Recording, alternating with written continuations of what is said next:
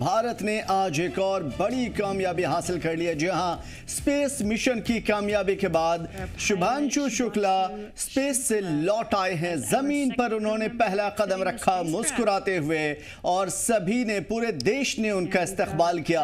18 दिन तक स्पेस में रहने के बाद आज शुभांशु शुक्ला लौट आए हैं इस सरजमीन पर।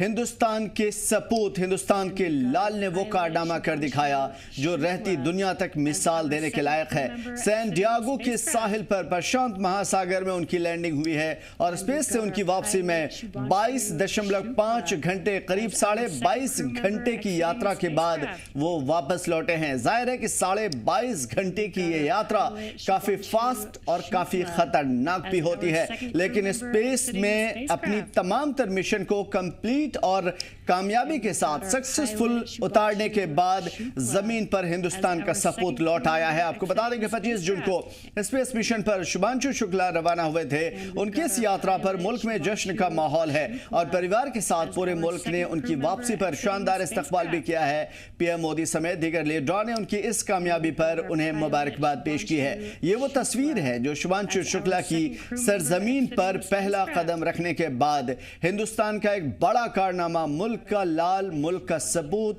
शुभांशु शुक्ला जमीन पर लौट आया है और आसमान की सैर करने के बाद, हिंदुस्तान का परचम लहराने के बाद जमीन पर उसका पहला कदम। ये वो पहली तस्वीर है जब शटल से वो बाहर आते हैं और सभी ने उनका शानदार इस्तकबाल किया है।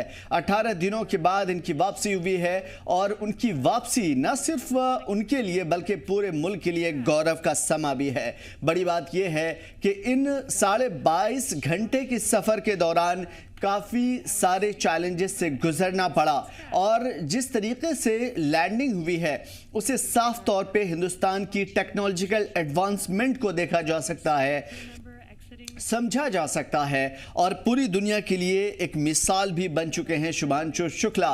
फिलहाल उनके परिवार वालों में जश्न है, पूरे मुल्क में जश्न का माहौल है और पूरे मुल्क की नज़र भी शुभांशु शुक्ला के इस दौरे पे रही है। 18 दिनों की कामयाब वापसी, 18 दिनों के बाद ये वापसी हुई है। इंटरनेशनल जो स्पेस एजेंसी है उस पर भी शुभांशु शुक्ला की मौजूदगी देखी गई थी और स्पेस में कामयाबी के बाद हिंदुस्तान का परचम लहराते हुए हिंदुस्तान मुल्क का सपूत अपनी सरजमीन पर लौट आया है।